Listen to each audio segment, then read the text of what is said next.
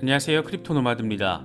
간단치 않은 상황이 이어지고 있습니다. 그래도 조금은 긍정적으로 상황 진전이 이루어지기를 기대했지만 전반적인 분위기는 여전히 어둡고 모호해 보입니다.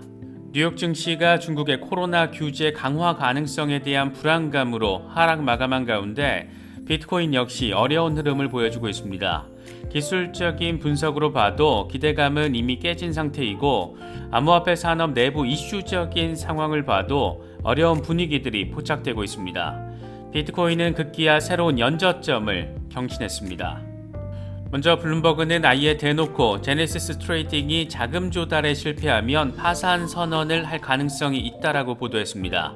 현재 대차 대조표에서 구멍이 생긴 10억 달러 규모의 신규 자금을 유치하기 위해서 고군분투하고 있는 것으로 전해졌는데 바이낸스와도 접촉을 했지만 별다른 성과는 없었다라고 합니다.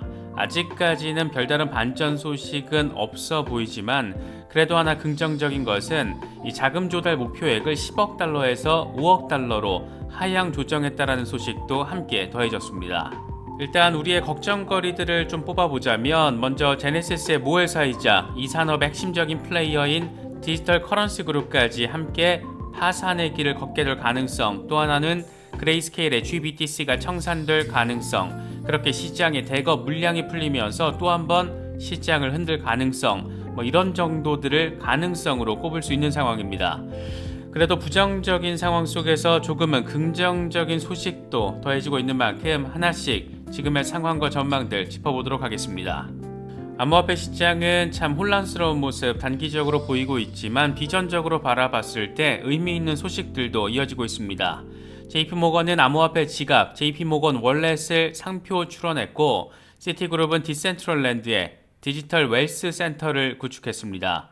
기성 금융 대기업들이 하나둘 블록체인 기반의 웹3 시대를 준비하고 있다는 점에서 지금의 상황만을 놓고 시장 곧 망할 것 같다 이런 불안감을 가질 이유까지는 없지 않을까 생각됩니다.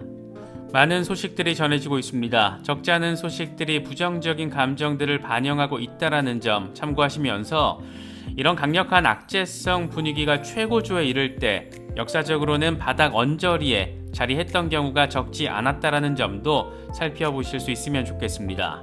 그럼 이번 영상 시작하겠습니다. 먼저 비트코인 상황입니다. 바라고 기대했던 흐름과는 정반대 상황이 벌어졌습니다. 비트코인은 시장의 어려운 분위기를 고스란히 흡수하면서 15,400달러대까지 빠졌고 그렇게 올해 연저점을 새롭게 만들어냈습니다. 일단은 기술적으로 소폭 반등한 상황이긴 한데 여전히 16,000달러 아래에 자리하고 있고 15,500달러가 만약 깨질 경우에는 새로운 하락세가 펼쳐질 가능성도 존재합니다. 공포 탐욕지수는 하루 전보다 1포인트 오른 22를 기록하면서 여전히 극단적인 공포 단계가 이어지고 있습니다. 비트코인 도미넌스 역시 별다른 변동폭 없이 40.5% 전후에서 오르내리고 있습니다. 현재 비트코인의 흐름과 관련해 코인텔레그래프의 기고가 라케시 우페드히에는 비트코인이 16,229달러 지지선이 깨지면서 매수 수요가 부족하다는 점을 보여준다. 가격이 16,229달러 아래로 유지되면 비트코인은 15,588달러 중요 구간에 대한 지지 테스트를 할 수 있는데 이 아래에서 종가 마감을 할 경우 다음 하락 추세 구간의 시작을 알릴 수 있다. 이후에는 12,200달러까지 후퇴할 수 있다. 반면 가격이 상승해서 16,229달러 위로 돌파를 하면 황소 세력이 16,000달러 아래에서 저점 매수하고 있다는 것을 의미한다. 이후에 황소들은 17,190달러 오버헤드 저항으로 밀려는 시도를 할 것이다. 이렇게 진단을 했습니다. 익명의 분석가 스탁머니 리잘드의 경우에는 추가적인 후퇴 가능성을 제시했습니다. 그는 대칭 삼각 패턴이 하단 지지라인의 지지를 받지 못하고 뚫린 상황을 보여주면서 추가적인 후퇴 가능성이 있다는 점을 차트를 통해서 보여줬습니다. 머스타시의 경우에도 마침내 비트코인이 중요한 움직임을 보여주긴 했는데 그게 위쪽이 아닌 아래쪽으로 설정이 됐고 15,800달러가 깨졌다는 점을 강조했습니다. 그러면서 지금 상황에서 나는 롱 포지션을 잡지 않을 것이다.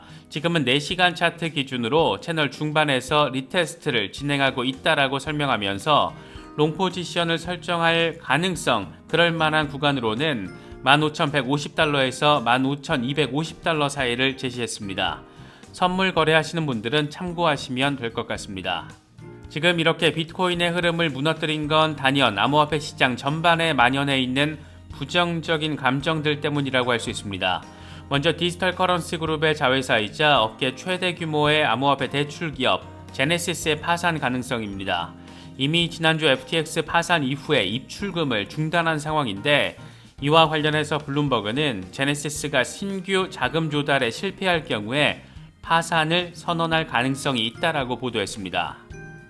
블룸버그는 업계 관계자 멘트를 인용하면서 제네시스가 대출 부문을 위한 신규 자금 조달을 위해서 열심을 다하고 있는 중인데, 신규 자금 조달에 실패할 경우에 파산을 선언할 가능성이 있다라고 보도했습니다. 그러면서 제네시스 임원들은 지난 며칠 동안 최소 10억 달러 규모의 신규 자금을 유치하기 위해서 시간을 보냈고, 바이낸스와도 논의한 것으로 전해졌다. 하지만 아직까지 자금 조달에 성공하지는 못했다. 제네시스 관계자는 이메일을 통해서 당장은 파산 신청을 할 계획이 없다라고 밝혔고, 파산 없이 상황을 해결하는 것을 목표로 하고 있다라고 말했습니다. 지금 제네시스 대차 대조표에서 빵꾸난 금액은 10억 달러 규모로 알려져 있습니다.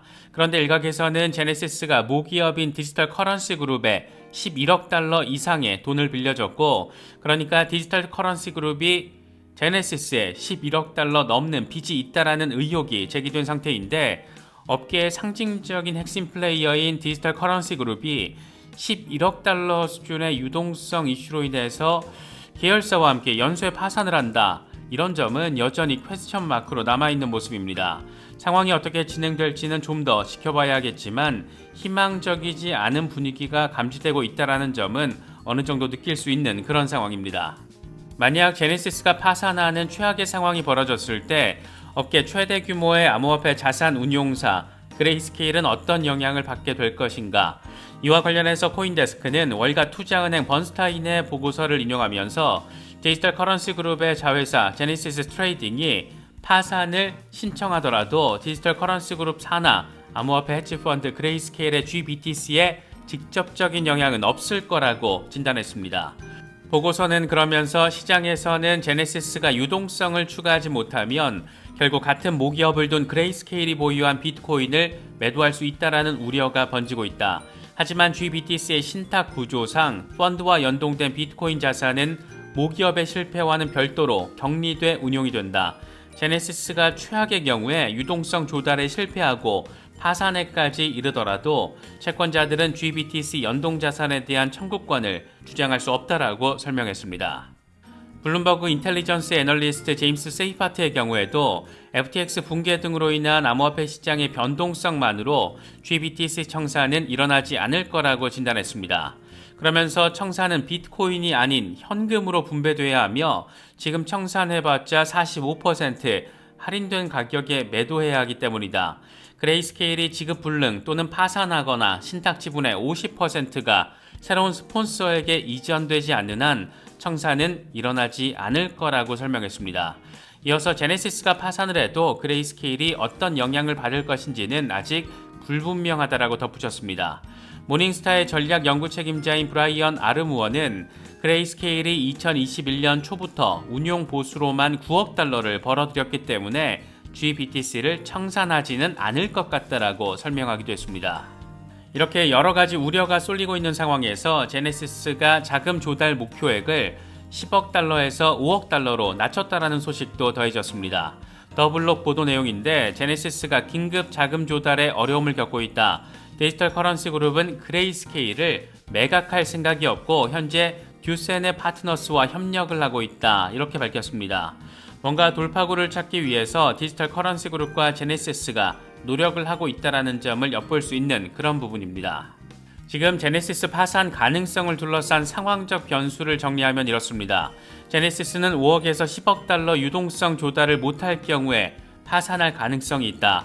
이럴 경우에 모기업인 디지털 커런시 그룹에까지 영향을 미칠 수 있다. 하지만 그레이스케일 GBTC의 경우에 격리돼서 운용되는 신탁펀드이기 때문에 제네시스 등의 파산과는 격리된 별도의 이슈이다.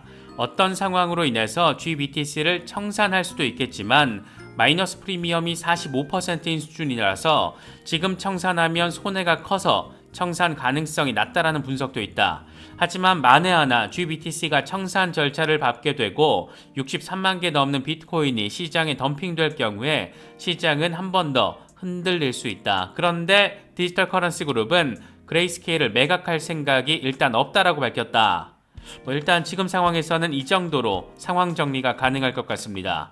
이게 암호화폐 시장에서는 전례가 없었던 상황이고 이에 대한 전망과 예측을 하는 것이다 보니까 시장의 전문가라는 사람들도 그러진 않을 것 같다 이런 취지의 분석들이 많은 그런 상황이라는 점도 함께 참고하시면 좋을 것 같습니다.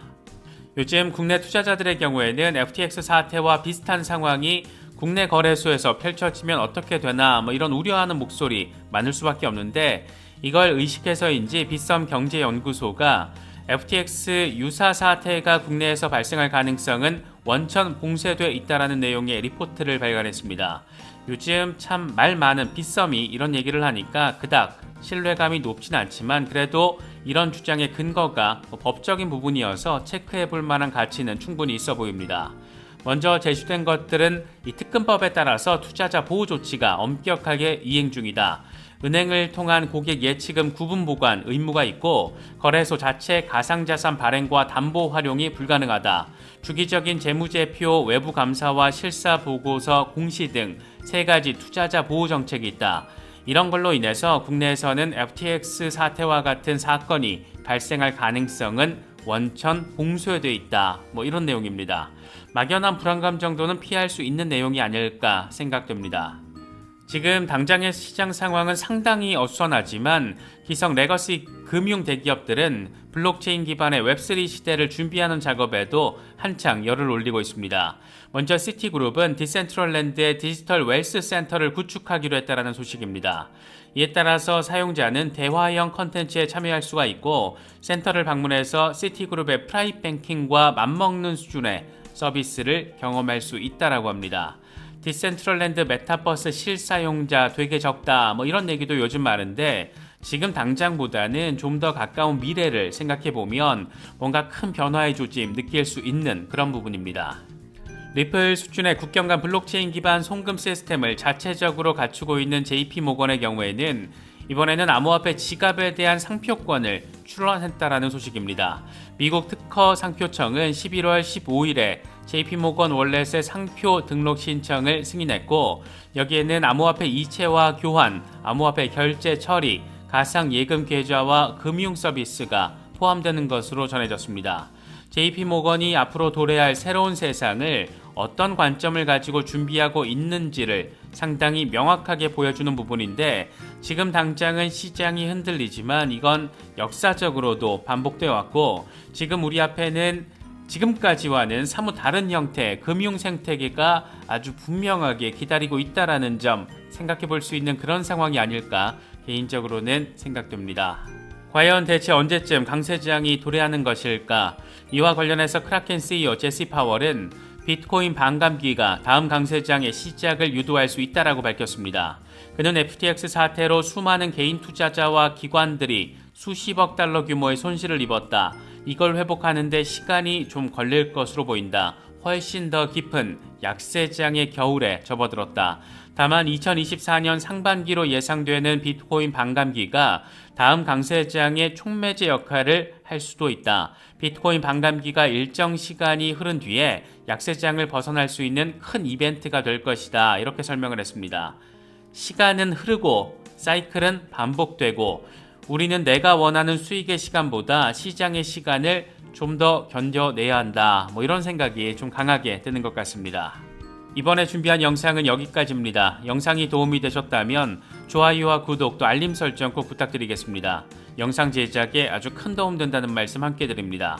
언제나 성투하시기를 기원하겠습니다. 시청해주셔서 감사합니다. 지금까지 크립토 노마디였습니다.